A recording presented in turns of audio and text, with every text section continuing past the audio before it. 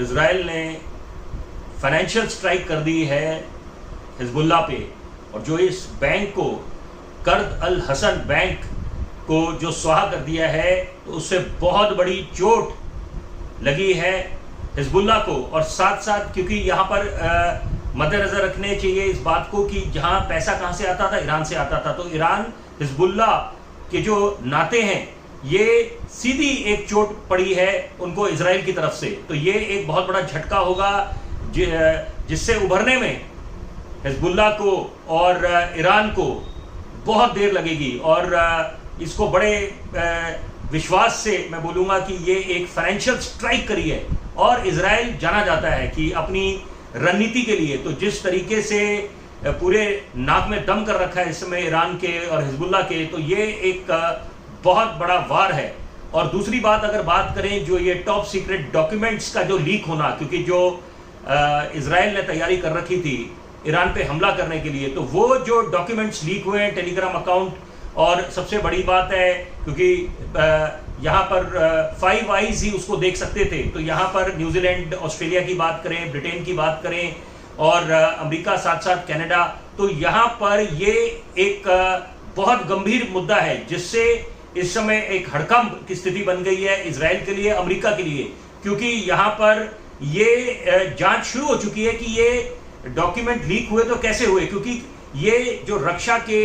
रणनीतियां होती हैं और जो रक्षा के डॉक्यूमेंट्स होते हैं वो बहुत गोपनीय होते हैं। तो यहाँ पर ये ऐसा कैसे हो गया, कैसे भूल होगी इतनी बड़ी, तो यहाँ पर उसकी जांच चल रही है। लेकिन इस बीच यहाँ पर क्योंकि अगर हम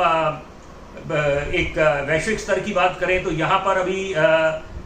चीन की तरफ से यहाँ पर ऐसा प्रतीत हो रहा है कि यहाँ पर गलवान, हॉट स्प्रिंग, गोगरा को लेकर एक थोड़ा सा यहाँ पर लग रहा है कि कुछ जो टेंशन्स बनी हुई थी हिंदुस्तान और चीन के बीच में, तो वो आने वाले वक्त में लगता है कि वो थोड़ी डी एस्केलेशन होगी। दूसरी बात है कि यहाँ पर इस बात की भी संभावना जताई जा रही है कि on the sideline of BRICS summit, वहाँ पर हिंदुस्तान के वजीर आजम, प्रधानमंत्री नरेंद्र मोदी मिल सकते हैं ईरान के राष्ट्रपति से। तो यहाँ पर कई संभावनाएं अभी सामने हैं, और सबसे बड़ी बात है कि क्या अंत में तस्वीर बनती है, किसका फायदा होता है, किसका नुकसान होता है, ये समय तय करेगा। लेकिन यहाँ पर एक बात तय है कि इस समय स्थिति बहुत चिंताजनक बनी हुई है, क्योंकि यहाँ पर कि क्या ये हम लोग सब विश्व युद्ध 3 की तरफ बढ़ रहे हैं यहाँ पर। तो यहाँ पर मुझे लगता है कि क्योंकि वार्ता के द्वार हमेशा खुले रहने चाहिए, संवाद की प्रक्रिया हमेशा चलती रहनी चाहिए। और यहाँ पर हिंदुस्तान के संदर्भ में अगर बात करें तो ये 2024 का हिंदुस्तान है, दुश्मन के दांत खट्टे करना भी जानता है और मुंह तोड़ जवाब देना भी जानता है, और ये हमने चीनियों को भी दिखा दिया है। और सबसे बड़ी बात है, वैश्विक स्तर पर इस समय हिंदुस्तान के शीर्ष नेतृत्व का लोहा माना जा रहा है, और हमारी नीतियों को सराहा जा रहा है, विदेशी कूटनीति की प्रशंसा हो रही है। तो यहाँ पर